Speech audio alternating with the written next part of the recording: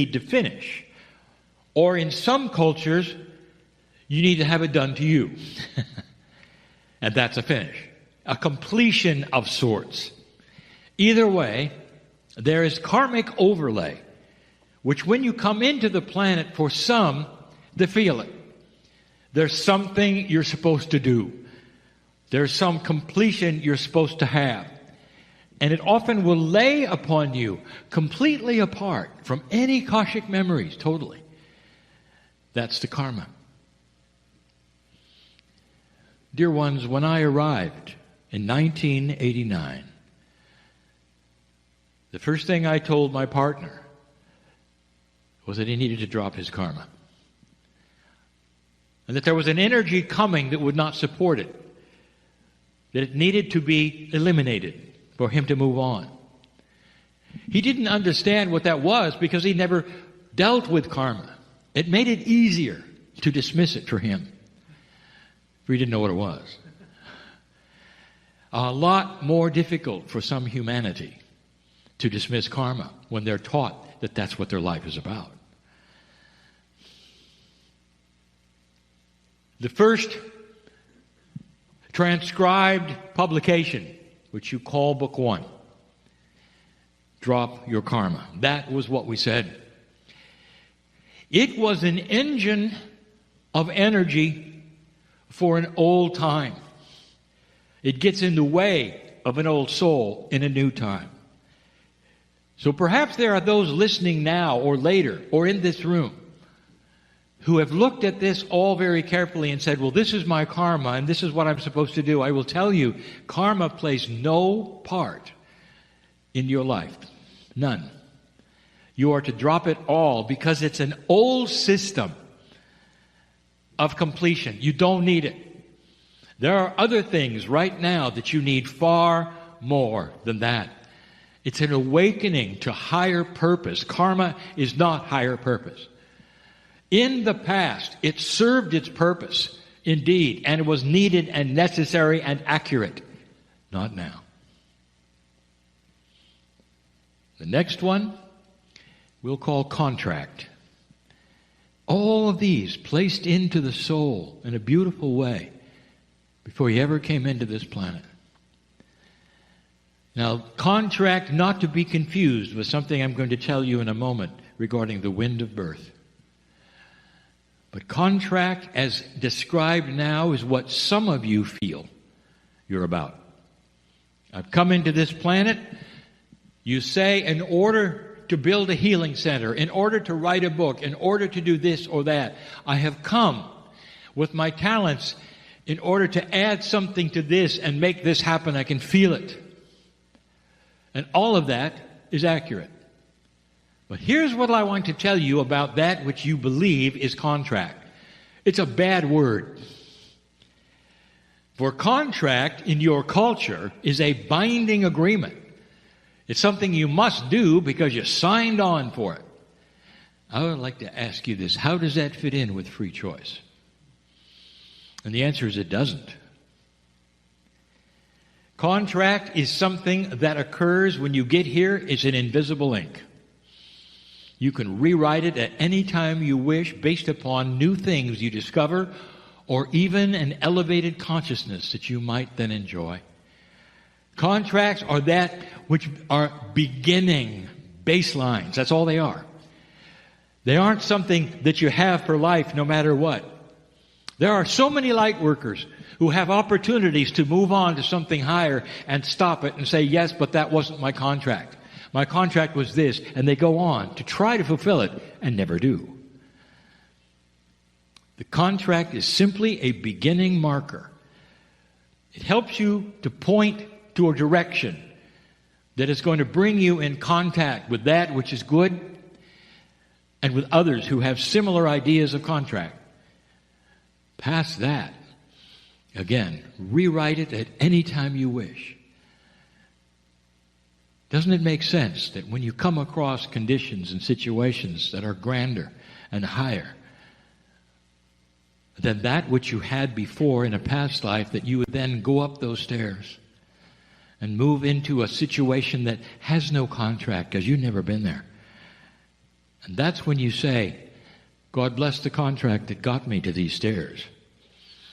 You bless it and send it away and climb them into a higher consciousness in a new part of life with new people and new friends, new locations, all of these things that have nothing to do with the energy of your birth.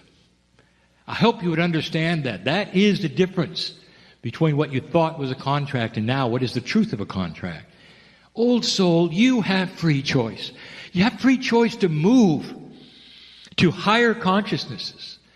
You have free choice to change your ideas of what this planet needs, where you fit in, and not be a slave to something that you felt in an old energy that you felt was you.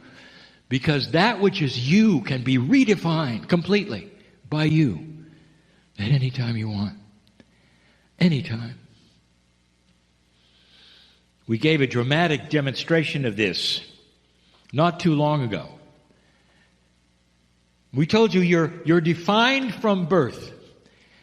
As a review, we told you that if you take a sticky note and start writing all the things that define you and put it on your body, you're going to have that which is defined from your gender. You're going to be defined by your culture, who you are, what you are, even that which you're supposed to believe because of birth. That which your parents taught you, that which your instructors taught you, sticky, sticky, sticky, sticky. That's who you are. And you walk around with all the sticky notes and everybody reads them. That's who you are. What part did you play in that? The answer is none.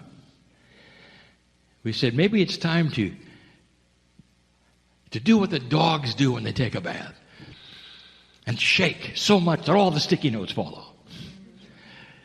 And then you take one and define it for the first time. Who am I? And you write it carefully. Child of God. Put it on. And you go from there. No place on there is a sticky note with your contract. Because it's fallen off with all of the others. Because you're now free choice to see things at a higher level than ever before. These are some of the things which will go into you, the preparation of coming to this planet every single time. You think it's automatic, that there's some kind of system that churns you out, even upstairs, but in that place beyond the veil, you think of it the way it is here. And it isn't. Careful, loving, beautiful. And in a time the time frame is not even a frame. It's outside of time.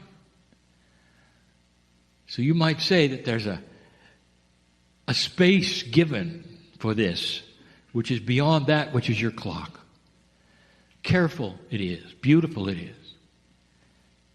And then you would say, because you're a human being, what choice do I have in any of it? And the answer is so profound. There's nobody sitting designing this. You're doing it. You're picking up the pieces and putting them right back where they belong. You are assembling you. Carefully putting together that which is the soul, the DNA memory, the Akashic record, overlays, all that is there carefully. You're doing it. You're doing it because you have the mind of God. You're a piece of the whole when you're not here. And you're about ready to come back.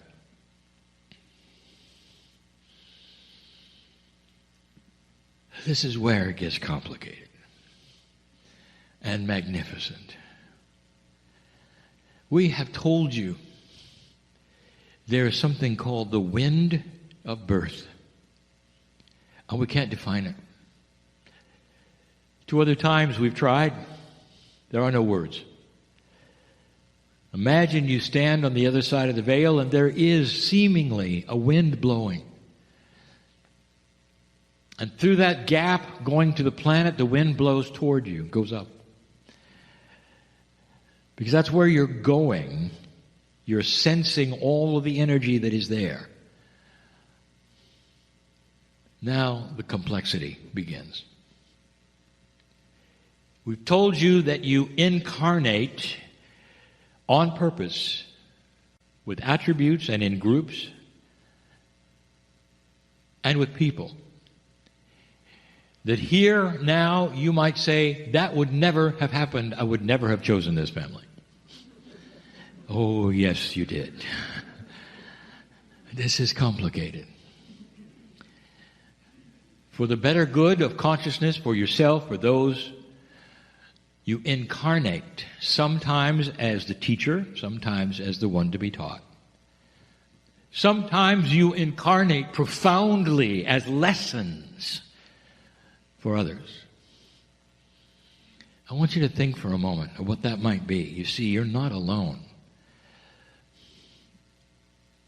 Do the statistics. How many are born every day on the planet? Take that number and imagine for a moment that day you're all together at the wind of birth. Let's say that there's a stadium full of you, but you all know one another.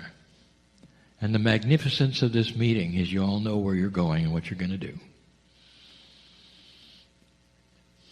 If this were an earthly meeting, there would be tears. Tears of appreciation and joy for what you're about to do. And one by one, you will watch the souls go into that place, that wind of birth, and into a corporeal body on the other side. And as you meet them and you see them as they go in, one by one, two by two sometimes, you know their stories. You know all of it. Because on the other side of the veil, all things are known. Other souls just like you, some of which you know, some of whom you know, are there, coming back. Some of them you recognize because they're going to be in your group. Eventually, when you get there and you meet one another, some are not. They're going to their own groups. But the profound ones are happening as well. There goes that one. Blessed is he who's decided to come to the earth and live for 3 months and come back. Are you getting this? That was the choice of the soul. To come in and die early because there was something to tell a parent.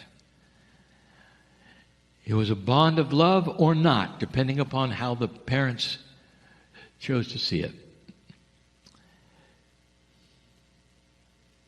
He was coming down to do something that would seem so sorrowful at the moment.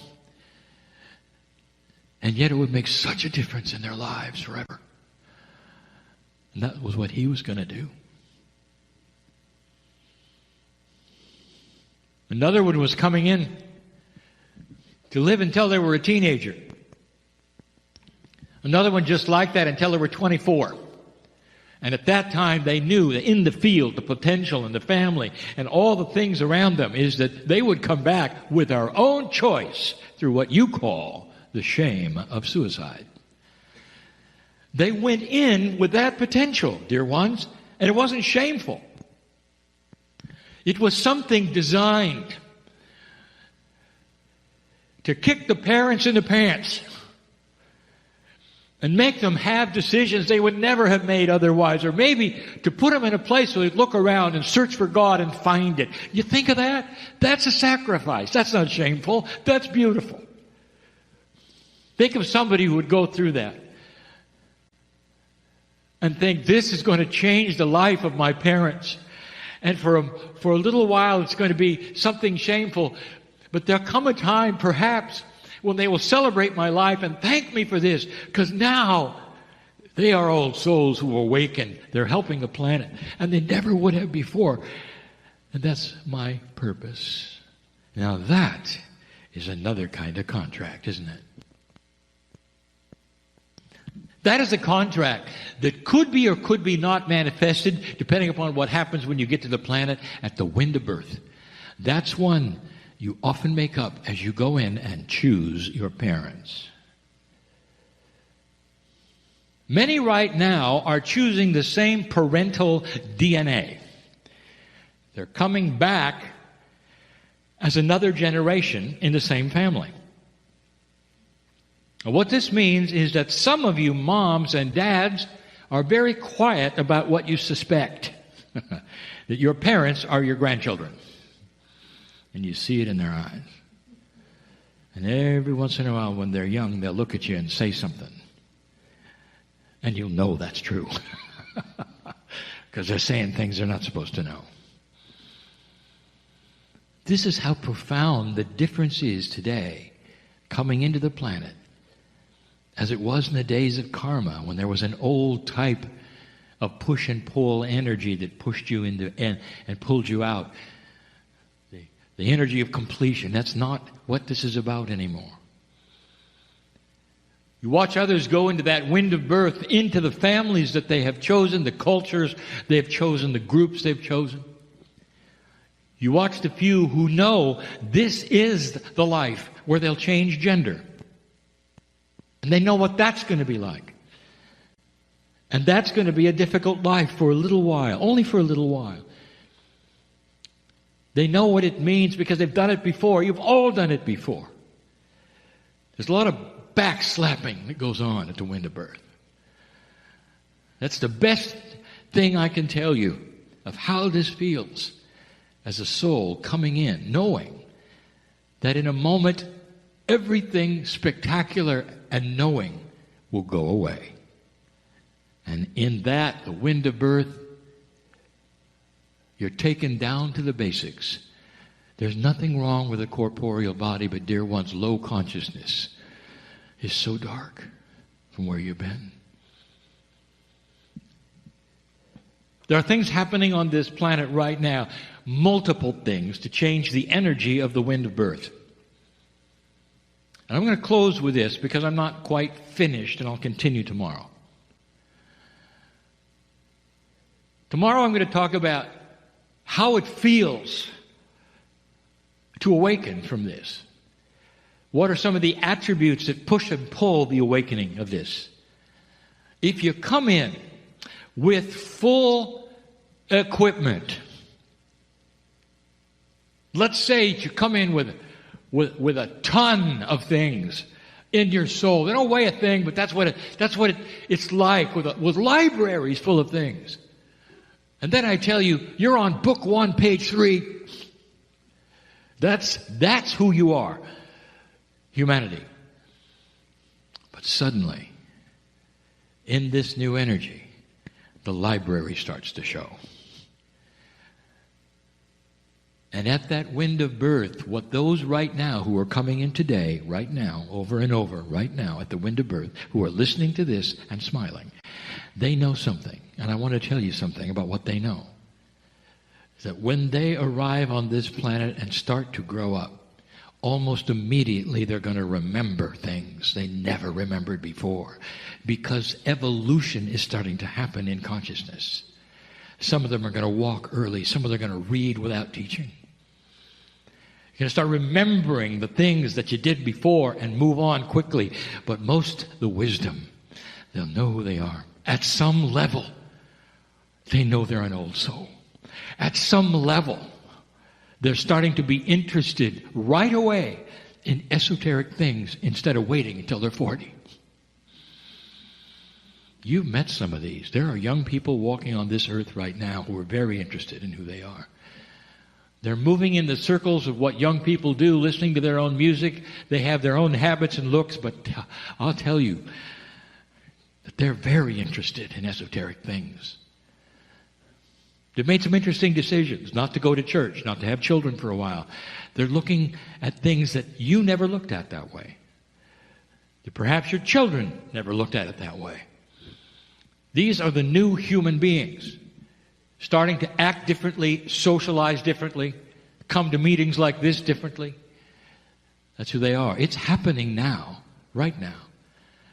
That's going to happen with you as well. Old souls will pick up where they left off. You will not have to learn all this again. And that means that all the mistakes you've made, you'll never make again. When you come back fresh, young, ready to go, and wise, it's a different life, dear ones. And that should make a difference to those of you who said, I'm never coming back. Yes, you are. Oh, yes, you are. But fresh and new and with the wisdom Right now, I'll tell you how you're feeling, old soul. You're tired. You're tired of battling the old energy for all these years to get you to a place called 2012. And now you go into another kind of battle, and that's called change. You're tired. Live your years, but when you come back at that wind of birth, I want you to hear my words again, and you will. When I say you're going to have a smile on your face, and you're going to say, is it my turn? Is it my turn? Is it my turn? Is it my turn? You want to come back because you know this is going to be fun. What you know is spectacular. And you've never, ever been born with this kind of consciousness, remembrance, before, ever. You'll go right to that which is compassionate and makes sense. You will epitomize and define new human nature. That's who you are. That's the wind of birth. There's more. All the things that you might suspect that you always wondered about. At the wind of birth, that is where the decisions in the now are made about families and groups and genders, not some other time.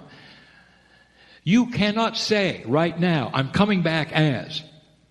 And the only differences are when that is going to be something that's going to change the planet and you know it. There are a few who know what they're going to do when they get here, who know where they're going because it's part of an extension of now and what they're doing. You're in training for what's coming. Not all, but some. So it is complex, is it not? That which takes place in a reality that you cannot imagine, that you cannot extend your mind to believe. And all these metaphors that we've given you are so you can see it kind of in your mind's eye, kind of. But I don't want anybody to miss this. It's not an apparatus, a system. It's magnificent. It drips with the love of God. All of you know at that point in time that you will lose that which is magnificence in your memory, and you'll have to come to the earth and discover it. That's going to be part 3.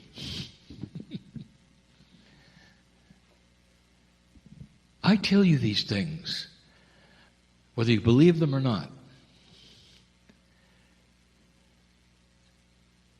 because I want to point out how magnificent you are and what goes into you, every single one coming to the planet. And how you look at things, perhaps, even while you're here, and wonder how they happened, or why me, or why now. And you start to recognize and realize there's purpose for everything. The wisdom of the old soul will look around and understand and realize some of the things going on a bigger picture of this planet and world are to prepare it for you coming back. That some of the things that seem unusually dysfunctional that might be happening now are on purpose. That sometimes it takes dysfunction to find out what function should be. Especially when the new functionality is going to be a new paradigm. You cannot break paradigms easily. They don't flow into each other. They never have. You know that. Especially behavior. And so whether it's corporate or politic, or whether it's parenting or teaching, there are new paradigms afoot for all of that. All of that. Some will break before they restart. Some won't have to. We've talked about this. We've talked about an integration of one paradigm into another, and so slow change is possible. It is, but not for all. That's what's going on. That should explain some of the things you see now that worry you. Or that you look at and say, I don't believe what's happening, it can't be good. Oh, yes, it can. If you look at it from the perspective of an old soul who's here many, many times and will be here many, many times, it's just right on schedule. Because the new paradigms that will result from the dysfunction today will be needed for the new earth. Old soul, this is why you're here. This is why you're listening. This is the new human. All of these things, again, I tell you, so that you'll be aware of the care that goes into you. I hope your self-worth has been bolstered just a little by the knowledge of that piece of God in you being part of the whole. You know what God looks at you and sees? God sees God. More than children of God, part of God. That's who you are. I'll be back. We continue. And so it is. Hi, everybody. I'm Lee Carroll. I am the original channel of Kryon. So it is good day to you, huh? Oh, so good to see you, your light, your brightness, your divine presence, your beings, you're beaming with energy right now, huh? Do you know that? When you move around, the electricity is not actually working, is it? It is just you. Your bright, iridescent light that is coming so forward and clearly. You have stepped up to the plate and you have volunteered to be here right now. Huh? And when you volunteer to be here, you get to volunteer to be everywhere. Because your light goes out around the planet. Yes?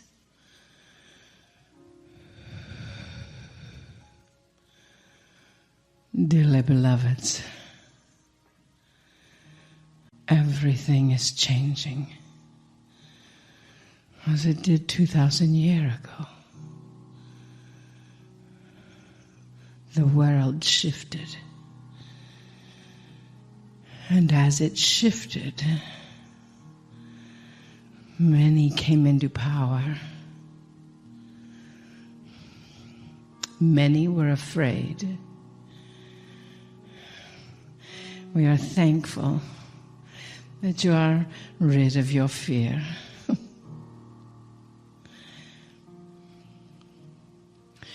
Your mission is every bit as important as mine was. Is in this holy sacred place. They teach many paths lead to one. They know in this sacred center of your heart, many paths may lead to one.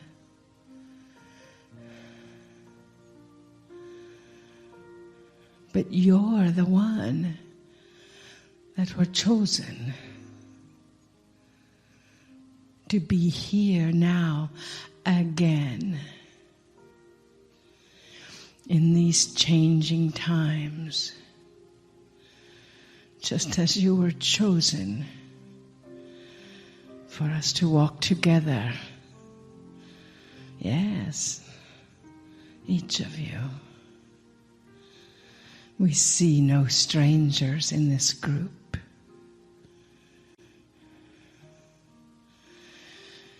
It is good to see you again.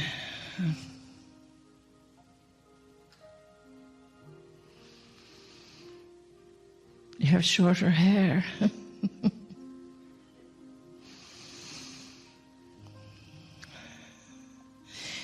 That mission of bringing love and compassion to this planet again, I implore you. I would like your help. before it was really just me and a few others. They say 12. There was actually a lot more.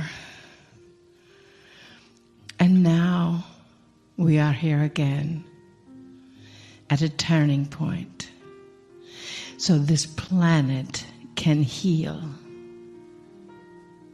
So this planet can heal. So the people of this planet can heal. And those who have that healing mission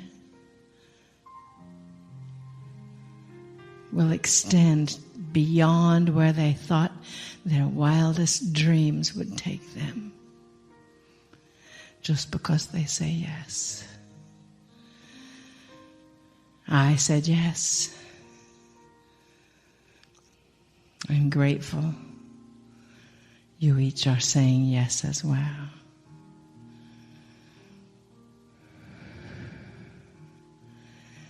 We love you deeply. We see you as I am in your hearts.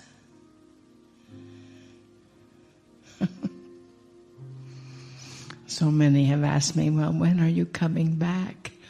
Too late. Already here, right there, in your heart.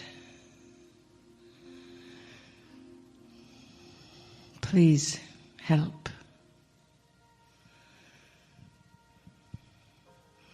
In love. Kadosh, Kadosh, Kadosh, Adonai Savaot. Kadosh, Kadosh, Kadosh, Adonai Savaot. Kadosh, Kadosh, Kadosh, Adonai Savaot. Namaste.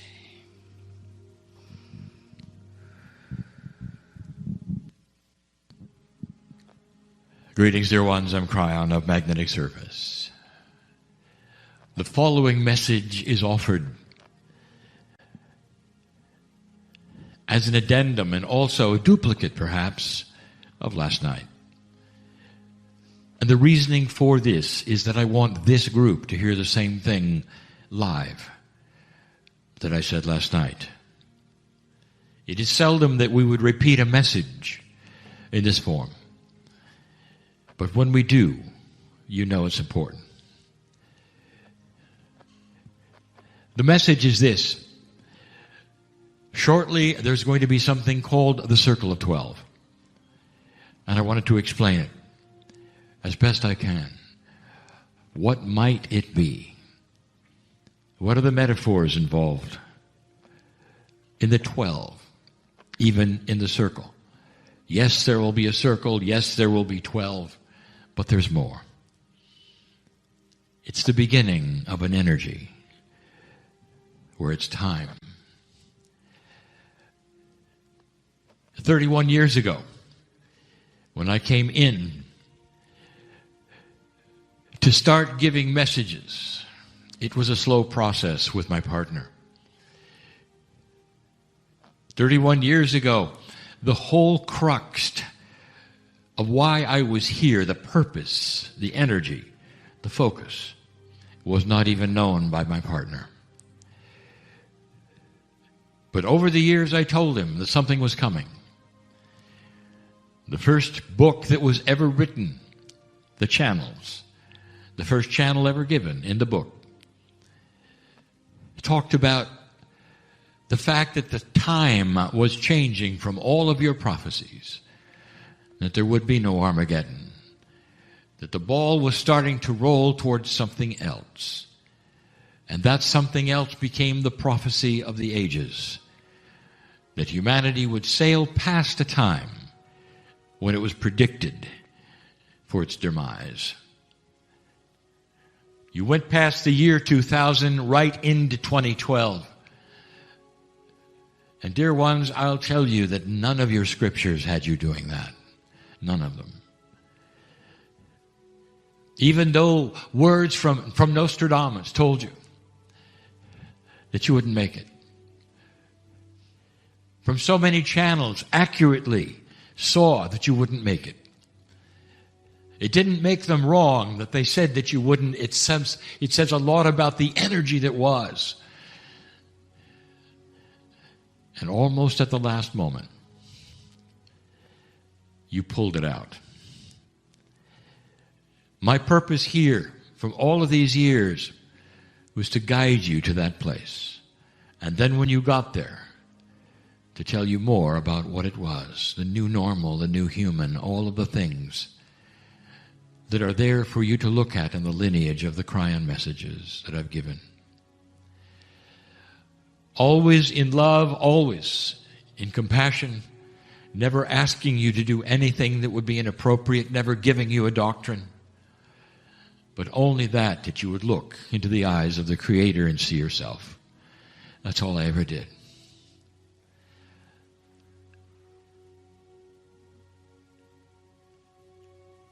This won't change from that. It will get bigger.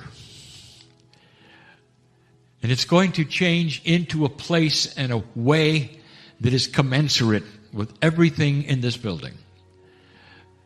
Everything in this campus, this village. Because I gave my partner instructions that he's going to start changing what he does, adding unto the messages of the shift, but going to a place that he didn't expect.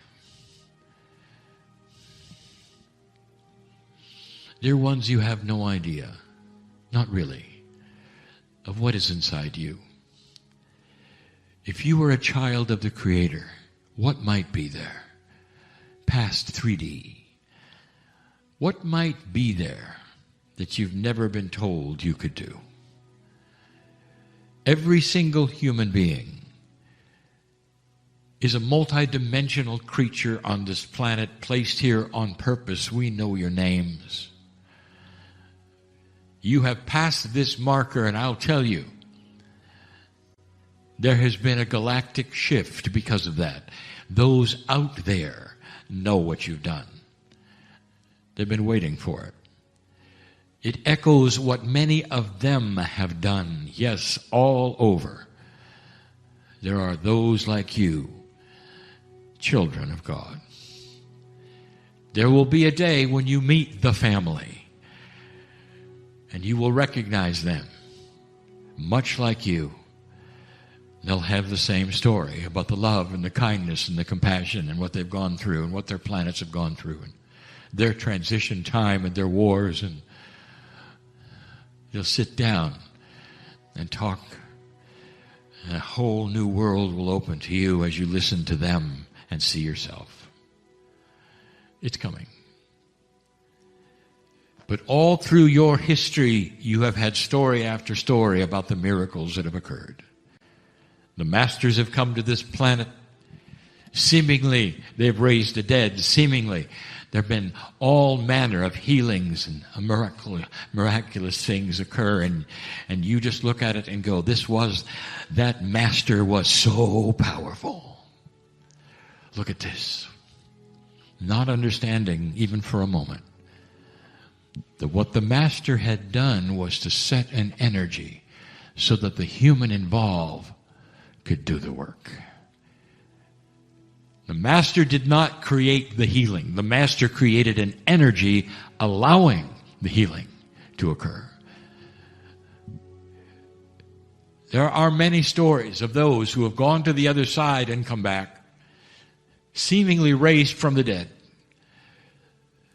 This is also that which is your ability to come back from the brink of darkness, even after the pronouncement of death. Because you have this, dear ones, always have. Choice, soul choice, soul choice. It's not the choice of the ancestors, it's the choice of you. You have always had this spark, and you can call it whatever you want to. It's never been named because it's always been assigned to those that seem to be more important than you.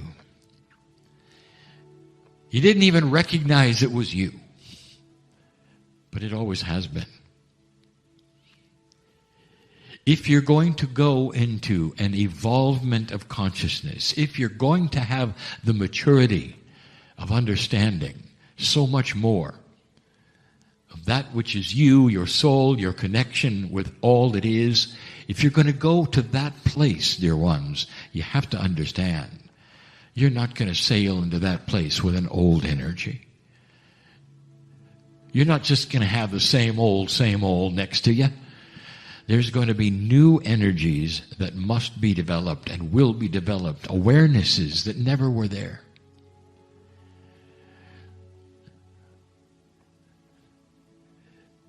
Awareness that you're powerful. Awareness that there's more than you ever thought. In order to have that, there must be an energy of allowance that creates permission. Where you can go into a place, feel the energy, and come out saying, I never realized this was mine to do. I never realized that alone, with my magnificence, I could do this. That's about to be created. I'm not the only one that's going to create this, dear one. And we're calling it the Circle of 12. And it's going to happen soon for the first time. I've told my partner to slowly create this, explain it. I can't explain it to you, but I can try. If you've talked to anyone that has had spontaneous remission, it's seen as a miracle, isn't it? Isn't it? Every cell of the body resounds with something that almost changes the time. It's almost they went backwards in time, a time before the disease. Spontaneous remission is what it sounds like, spontaneous. It's not something, well, I'm going to get a little better now. It's where the disease leaves completely. Sometimes quickly, sometimes overnight, sometimes very fast. It can only be a miracle unless it isn't. What if it was the human soul, a piece of creation, starting to be multidimensional and actually controlling the chemistry of the body, chasing out the disease, creating an immune system which is more powerful than any you've ever seen just for a moment in time. And the disease surrenders to the power of the human being in its magnificence, in its God energy. Now take that energy and amplify it and put it in a room. A room you might be able to walk into and feel. A room where you could feel manifestation of your future. A room that would heal from anxiety and fear and might even change Akash. It might even take those things such as betrayal. You see, I know who's listening. And whereas you would wake up in the morning and have the sorrow of the betrayal and can't believe it, and it activates seemingly a dark part of your life and you can't get rid of it, imagine that diminishing so that you don't even remember it. That's a healing. Imagine being in such control of your cellular structure that you can feel the years being added to your life as you bask in that green light of magnificence. Imagine understanding for the first time, I've always had this. It just never was released. I've always had this. Always. There's so many kinds of healing. The healing of the body, the healing of fear, the healing of anxiety, the healing of the Akash. I told my partner to create that place And I've also told him to tell those who approach it not to go in. Don't even think about going in unless they mean it. Don't go in to look around because not much would happen.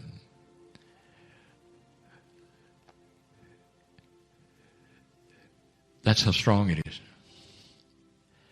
I've told my partner to create this every single week in a way that many can experience it. I've told my partner to give away 25% of every meeting free and let the rest fund the whole system so that everyone can participate at some level, at some time. It is the circle of 12, dear ones, and the appropriate color will be green. A green that surpasses any kind of a green you've ever seen before. It permeates every cell. The circle of 12 is coming. And there will be those who will come and experience and say, well, I didn't feel anything. That's because all of this is pushed by free choice. Get ready for a new paradigm. The one you've come from says that outside help is the only way you're going to survive. And so you go to the buildings and you report and you kneel and you pray and you do this and you do that and you call for help, help, help, expecting simply that lowly human you're told you are to receive something from the sky, not understanding that you own the sky, not understanding it's always been there, always been there. Miracles don't come from outside sources, dear ones. They come from inside. That's the message, isn't it? My partner will prepare to do this. And I will guide him through it. And it will be new to him. Creating this kind of energy, trying to explain it, and guiding those into it. In a multi-dimensionality, every single soul is everywhere at the same time. And that means all of this can be done from a distance, and yet you're there. That is the premise of having a multidimensionality as a reality. And you know it works. Not too far from here. The tower exists as a symbol for silent unity. And for over 100 years, they have created international, intergalactic, multidimensional energy of prayer. And they know that it goes everywhere all at once, way past the earth. It's like a beacon that can be seen by so many because it is divinely inspired and it features human beings aware of what prayer can do. An energy of intent and compassion and kindness that starts to bathe in that light of magnificent healing. And that's why it's been so successful. You don't need to come to the tower or kneel in order to receive that which they will broadcast as your helping hand. And they will tell you that what prayer does is not an offering to the sky or to the Creator. It's not a plea. It's not begging. It's an energy that goes right to the human being in trouble and says, you are magnificent. Stand up and be healed. That is the circle of 12. I wanted to tell you what it is so you would know, and those listening so they would know. And so there would be no mistake of the intent of what is to come. It is time for these kinds of changes. I won't be the only one. There will be others offering the same. This is what I wanted to tell you in this day, in this moment, in this time. Take this place in your heart when you leave. Your prayers make a difference. Pray for this place and those who run it, for those who are volunteering in it, and for the incredible lineage to continue and to continue. Hi, everybody. I'm Lee Carroll. I am the original channel of Kryon. So let's finish this day with a little meditation before the channels, bringing your energy inside, closing your eyes. Just seeing if you can relax your shoulders and neck a little more. Breathing, softening your face. And just giving yourself to this moment, feeling the fullness of everything that's gone on today. And knowing that it's really just beginning. Breathing softly, feeling the love wash. Letting that be what carries you forward, what meets you each morning when you wake up, what puts you to bed each night, and what stays with you throughout the day. These are the messages that come to you from the beautiful star mothers, from Adirondack and Kryon.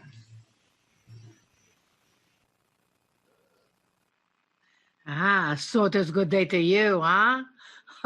Very good to see you again for this our third time here today.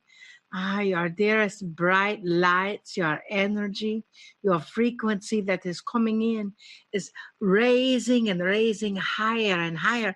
For you see, dearest beings of light, that energy that you are experiencing, that is why you gather even virtually in groups, because that frequency levels out into the earth, levels out into the planet.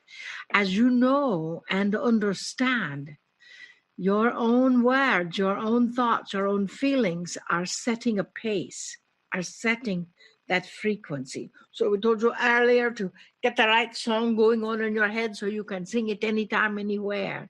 Then we told you to be aware of what you are experiencing with your bracelet, with your awareness of when you have alternative thoughts that are not necessarily in the positive flow. And you understand that everyone has contrast in their world. We talk of contrast as something opposite or different from what you are choosing to experience in that moment.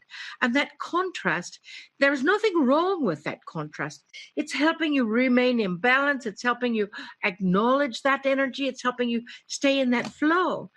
Yet, if you stay in the pile of contrast, if you stay in that space of difficulty, then and continue to focus on that difficulty, then it is much more difficult to get out of that difficulty.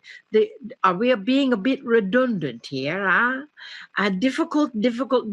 That is what you are choosing to step beyond. So take a deep breath.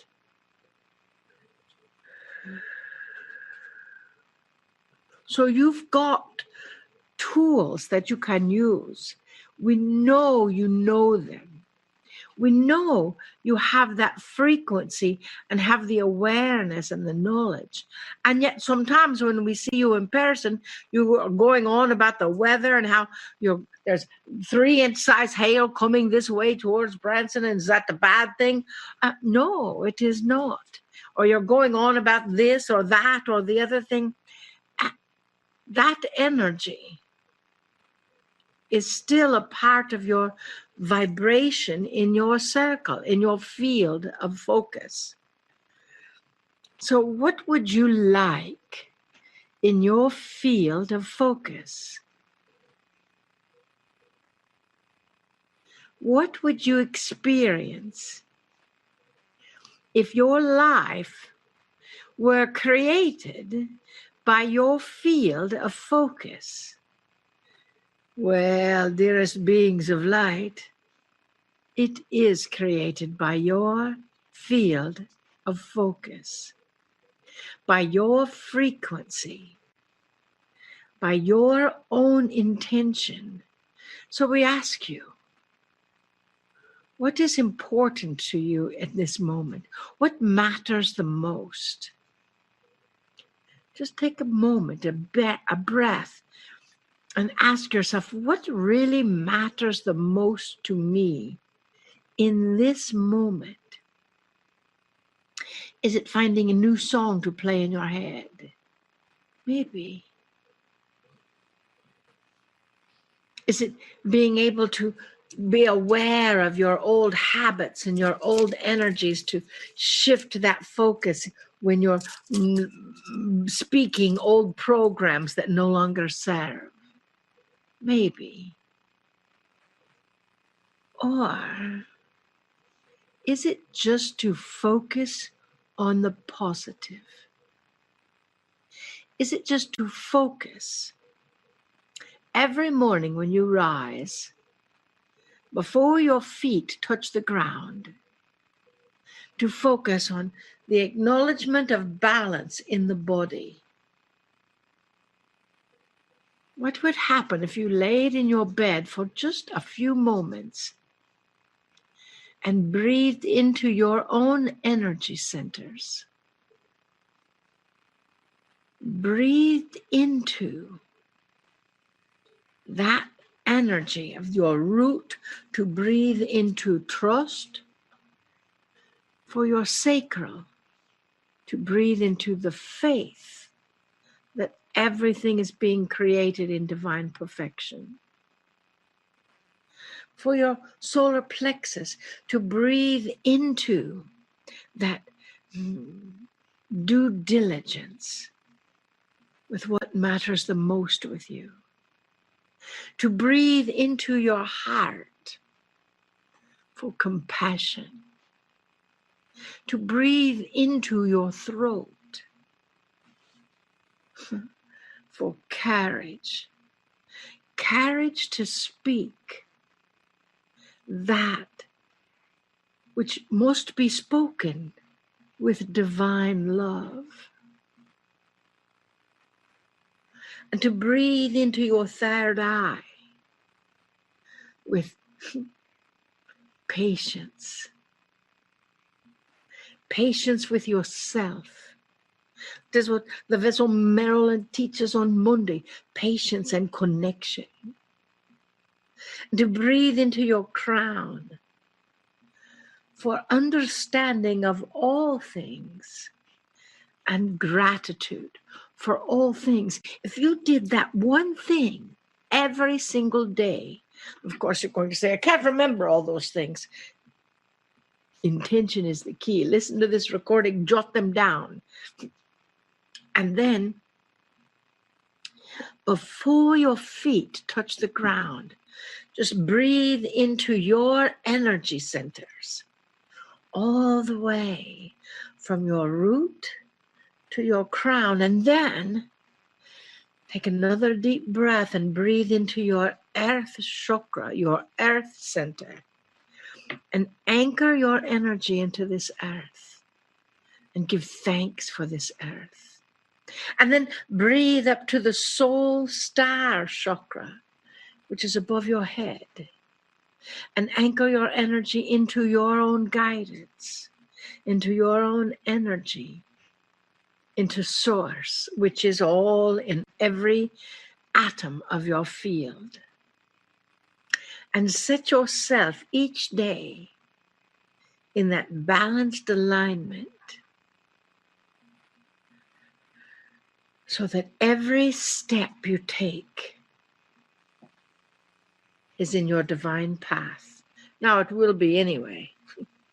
However, if you set the intention that every step that comes through, every step that you make is a part of that divine path, then you will pay more attention to it, maybe. You see, this world is indeed a wondrous place. And this COVID thing is shifting consciousness as we speak. As you know, we've been talking about this for some time, as our dear friend Lee Carroll has and Kryon has, that what is perceived is not necessarily what is actually happening. And some things get the opportunity to be rearranged. Yet, it is easy to get out of balance in the world the way it is now, especially if you turn on the television or the radio on your car and listen to what is happening or what could be happening or what might be happening. It is very easy for you to get out of kilter, out of balance. Some of you are already there because during our intermission, you stepped out and talked to someone and they were, I'm not going to wear a mask. I have to wear a mask. I have to do this. I have to do that. All of those stories, all of that energy is flowing through your field, is flowing through your existence as well. And that is why we say, align yourself. Align yourself with your own energy centers. Anchor it into the earth. Anchor it into the soul star. And each of your primary energy centers are aligned with intention. Our intention may be different than your intention. But understand that in that capacity, your root, your energy in your primal existence is about trusting that you will always be cared for, that you will always be provided for with a roof and food and assistance and love. And you can trust that. And you get to be diligent about what you do. You get to take care. You get to focus on what is the next step. And you get to have the courage to communicate. And as you do, you see what it is that you wish to communicate. What is it that is important to you? What matters most to you? And then you get to have patience. Patience with yourself. Patience with your abilities. Patience with your talent. Patience with your intuition. Patience with your friend. Patience with your neighbor. Patience with your person at the grocery store. Patience when you're driving in your car. Patience. And then you get to understand. You get to understand that every single person on this planet, in this galaxy, or in other galaxies, every single being has a different idea as to what should or should not be happening. And that is where you have gratitude for the perspective of others. And as it all comes together into your compassionate heart, you radiate that frequency of the heart. Dearest, we don't want to sound like as our vessel Marilyn says, a passion marshal. However, we're going to ask you, if you have not connected with that movie, that one field, we ask you to. If you can't do it tonight, after the sisterhood, you see, that is the next step. That is the reckoning of humanity. It is very timely. That is why the owners did not wait for all the movie theaters to open and all of that to happen. It has to be now. Because people are in fear. People are in fear. Not all, but enough to shift the frequency of love to a different frequency. And that is what we are asking you to avoid.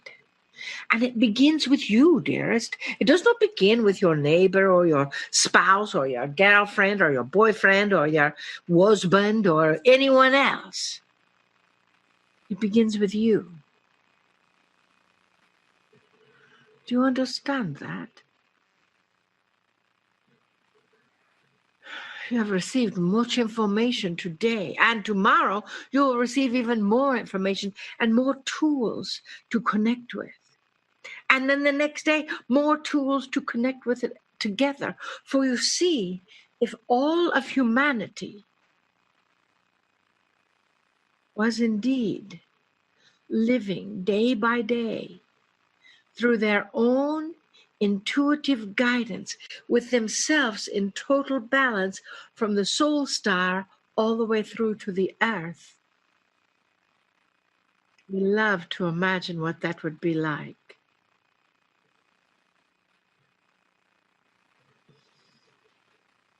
Power filled, eh? You see, that is the new frequency. So what matters most to you? Only you can answer that question. What matters most to us is to assist in you living and embracing that new frequency. That frequency of alignment, that frequency of love, that frequency to acknowledge that you have the power to heal yourself. And in that process, you have the power to heal, to radiate that healing energy to others. Oh, yes, dearest beings of light. We have tapped our vessel Marilyn, as we know. Kryon has tapped Lee Carroll on the shoulder, saying, this is the next thing. This is the new place. This is the higher frequency. Bring together the magnificence of the innate capabilities of you humans to heal the heart, the body, the muscles, the love, and the mind. That is the key. And all you get the opportunity to do is turn it. And that key will open a doorway for humanity to step through. This is why we have said you are the next evolutionary step. Now we're going to say, what are you...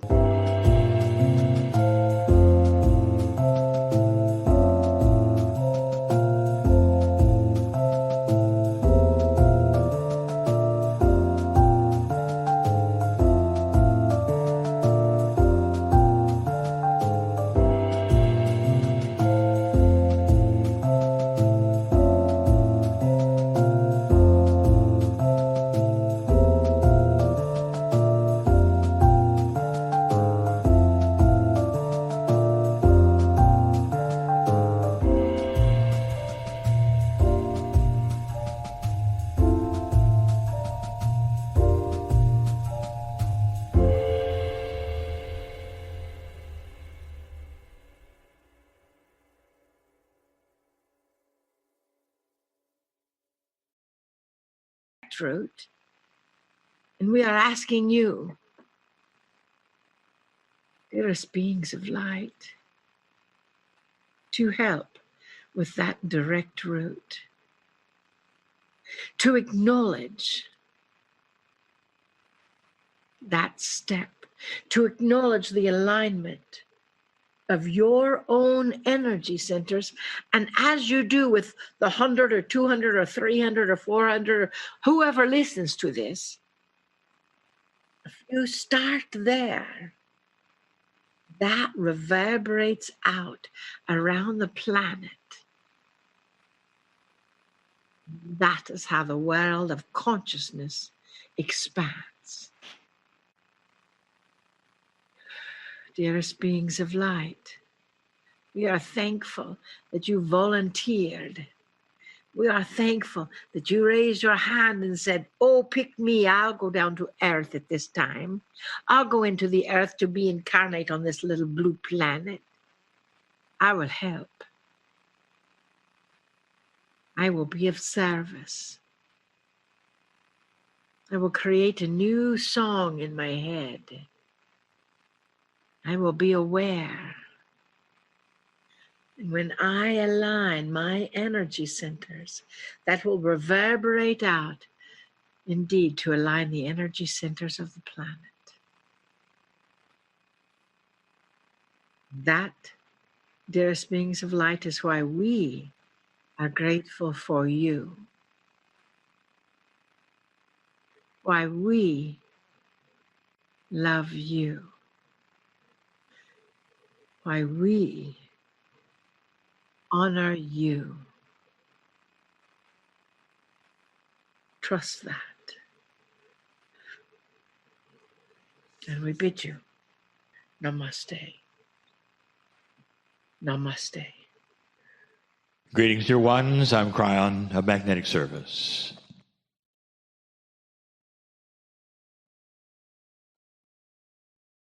This is the channeling number 2 of 4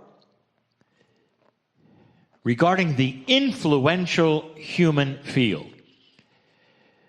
For those of you who did not hear number 1, we say that it is available, as well as number 3 and 4 to be listened to together on that which my partner calls his website, clearly indicated for the San Antonio channels.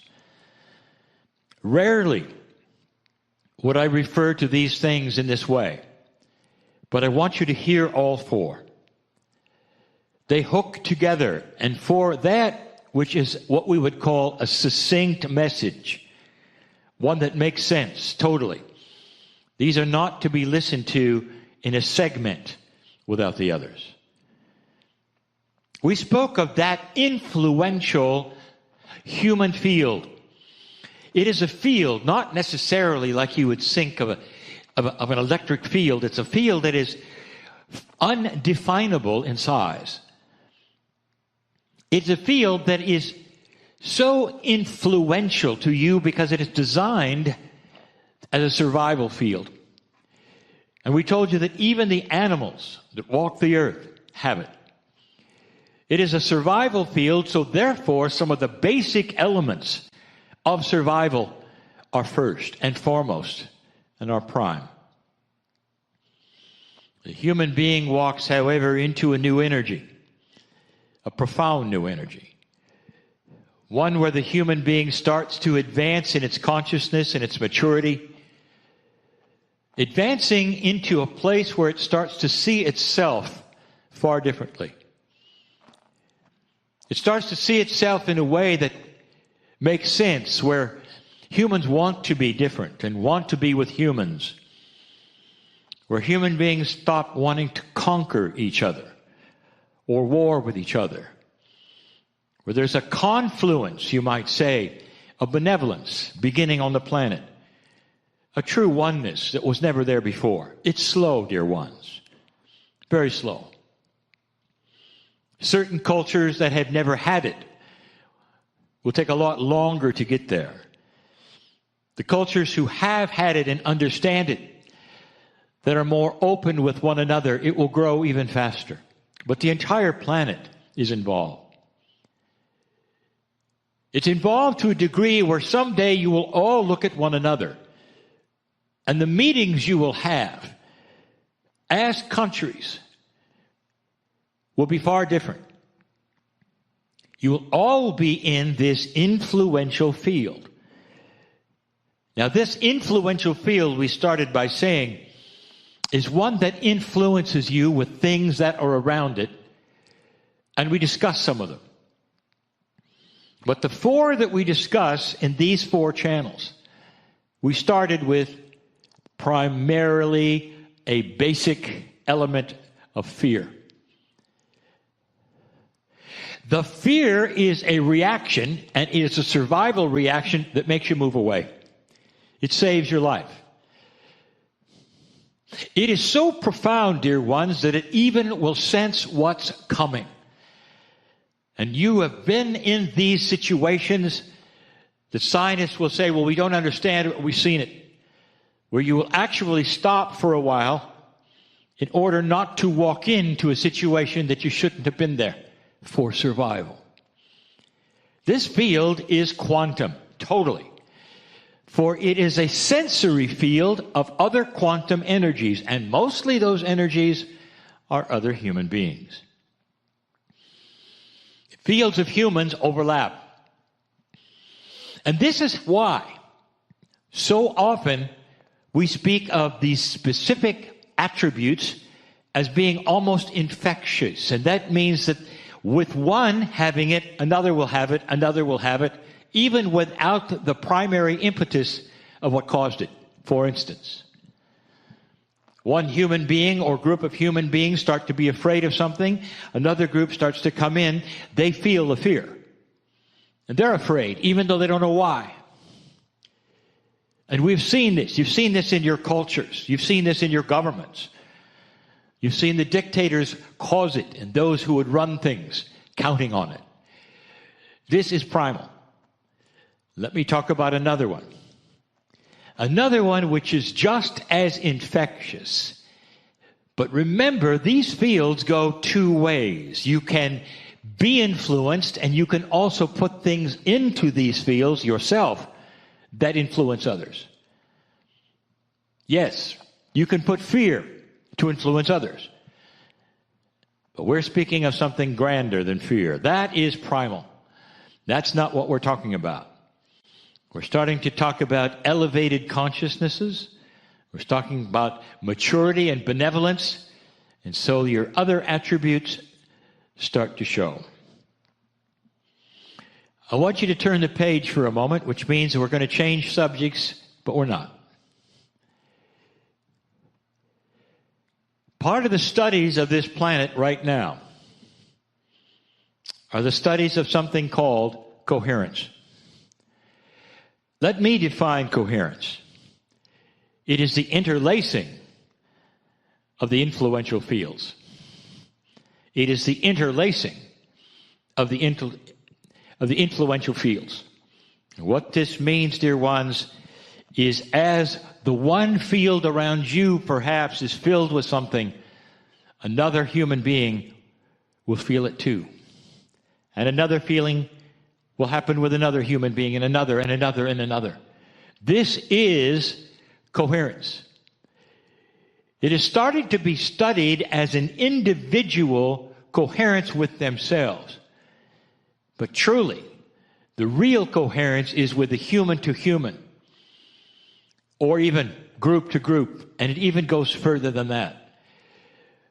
The studies have shown with auditoriums filled with those in coherence with a certain attribute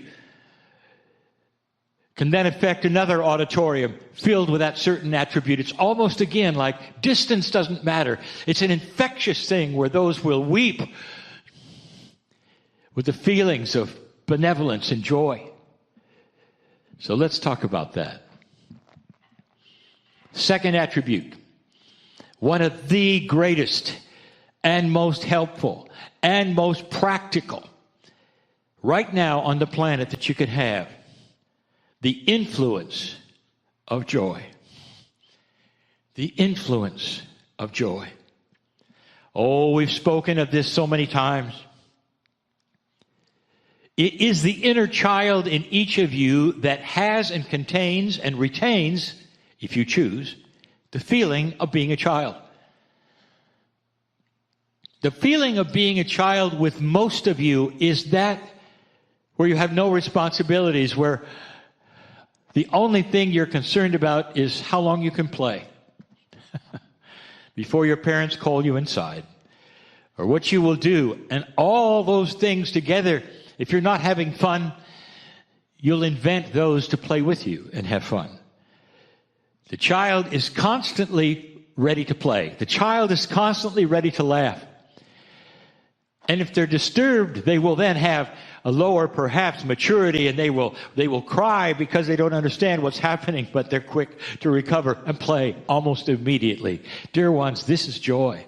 This is unbridled joy. You grow up with it. You know what it feels like. You have it. And then you move into that place where you say you're an adult. And of course, it starts to temper with maturity. There are those who would feel and tell you that those childlike things should go away completely.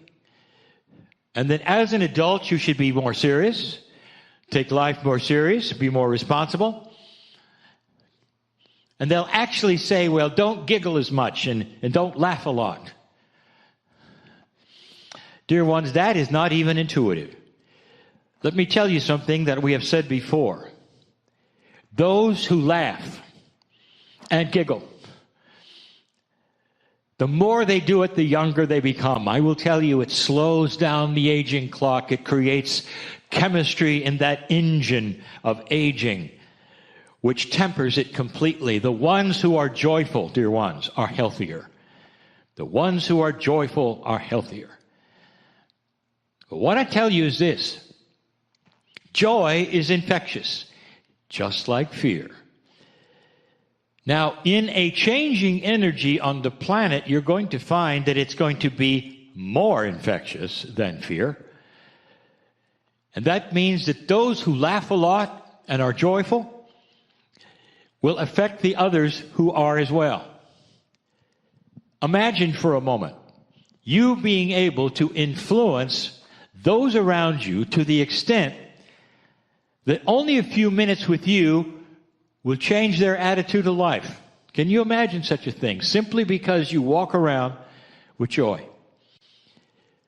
Now, what does a person look like who walks around with joy? It's not a person who is giggling all the time. It's a person who is satisfied with that which they see in front of them, which is the same thing you see in front of you. It's what happens next.